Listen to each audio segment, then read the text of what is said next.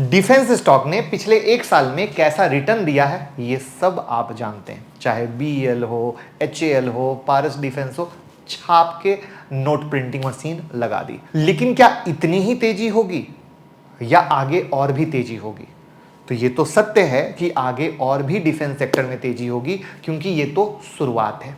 लेकिन stock wise stock बहुत महंगे हो चुके हैं और डर भी रहता है कि अगर गिरावट आ गई तो नॉर्मल रिटेल भाई क्या करेंगे। करेक्ट है। तो आज हम आपको उसी का जवाब देंगे, क्योंकि अगर एचएएल खरीदने जाओगे तो 5,000 का शेयर है, कैसे करोगे इन्वेस्ट? तो कम पैसे में किस तरीके से डिफेंस स्टॉक में आप इन्वेस्ट कर सकते हैं और सारे के सारे डिफेंस में इन्वेस्ट कर सकते हैं। साथ में एक कंपेयर भी है, क्योंकि दो डिफेंस की कहानी है, तो क्या कहानी है, और साथ में डेटा भी है। ठीक है, तो चलिए शुरू करते हैं। तो जो तरीका मैं बताने वाला हूं उससे सिर्फ 23 रुपए में सारे डिफेंस के शेयर में आप इन्वेस्ट कर सकते हो।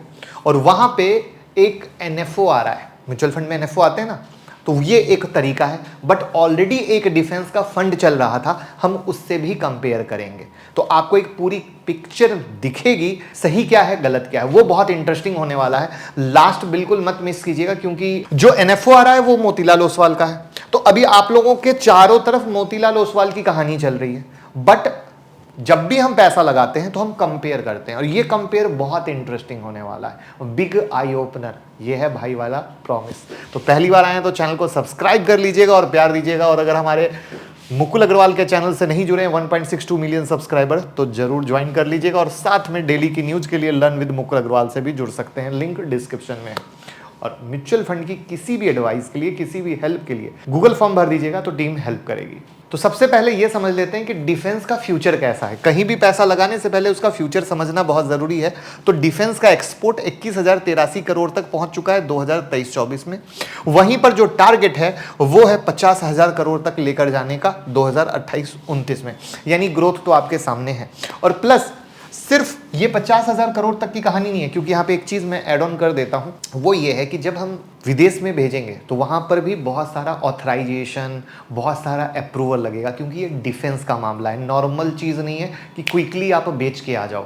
तो वहां पर जब इस 50,000 करोड़ तक पहुंच गए और सारे लाइसेंस सब कुछ प्रॉपर से ऑथराइजेशन मिल गया, तो उसके बाद की जो ग्रोथ होगी वो बहुत तेज हो सकती है। इसको कभी मत भूलिएगा, क्योंकि हम लोग पहले क्या थे, विदेश से मंगाते थे, अब हम लोग मेड इन इंडिया हो गए और साथ में विदेश में भी भेजना शुरू कर दिए। तो this is the first most important point. अब बजट आपके सामने खड़ा है, तो सरकार 6.2 लाख करोड़ डिफेंस सेक्टर को एलोकेट कर चुकी है और बजट में उम्मीद है ये और भी आगे बढ़ेगा। तो अब हम फर्क देखेंगे। तो जो सबसे पहले चल रहा था एचडीएफसी वाला, पहले उसको देखते समझते हैं, और फिर जो इंडेक्स फंड डिफेंस बेस पे आया है उसको देखेंगे समझेंगे। ठीक है, तो सबसे पहले एचडीएफसी डिफेंस फंड पे हम नजर डालते हैं। तो ये सारे शेयर उनके पोर्टफोलियो में है, आप वीडियो को रोक कर देख लो।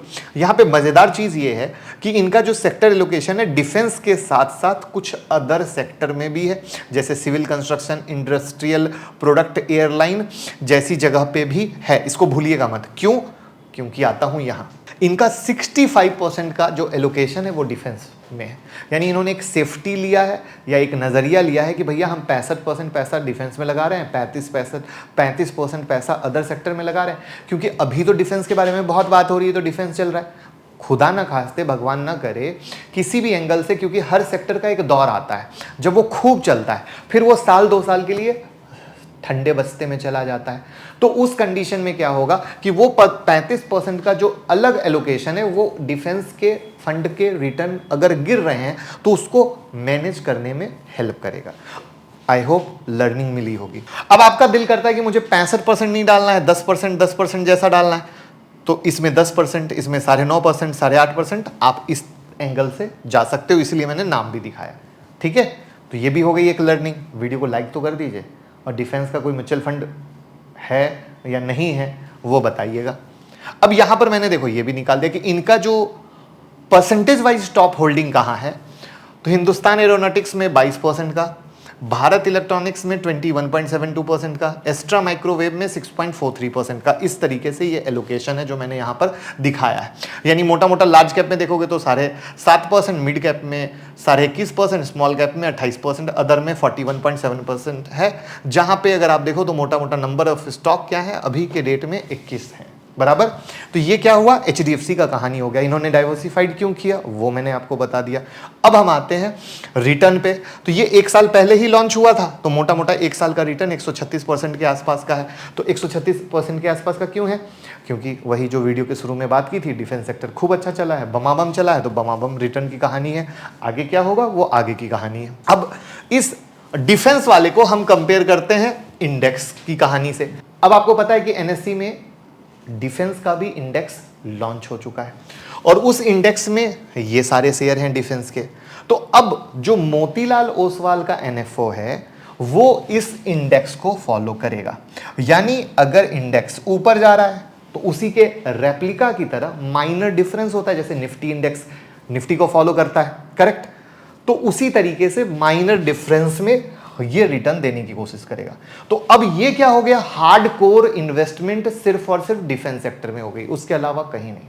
हार्डकोर इन्वेस्टमेंट भूलिएगा मत। तो ये हार्डकोर इन्वेस्टमेंट इधर हो गई और ये एक डाइवर्सिफाइड हो गई कि हमारा पैसा भी लग गया और हम थोड़ा सा सेफ सिक्योर भी हो गए।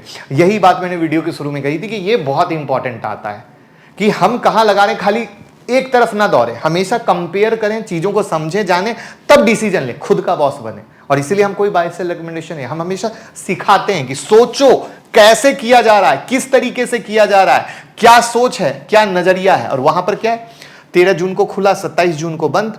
अब 27 जून को बंद यानी NFO है, लेकिन इसके बाद भी आप अपना जैसे नॉर्मल म्यूचुअल फंड करते हो वैसे खरीद बेच सकते हो। अब यहां पर कहानी यह है एग्जिट लोड की। मतलब जब आपने खरीदा तो अगर खरीदने के 15 दिन के अंदर में निकलते हो तो 1% का एग्जिट लोड लगेगा और 15 दिन के बाद आप फ्री हो, जब मन चाहो खरीदो, जब मन चाहो बेचो, कोई तकलीफ नहीं है, कोई समस्या नहीं है। तो ये इस तरीके से इस पे कहानी आती है जिसमें मिनिमम इन्वेस्टमेंट आप 500 रुपए से कर सकते हो। तो ये कहानी है। और कैसी लगी कहानी बताइएगा, कौन सा और ऐसा ही लर्निंग चाहते हैं वो बताइएगा और वीडियो को शेयर कीजिए, मोहब्बत दीजिए, जिससे हमें भी प्यार मिलता रहे। Thank you.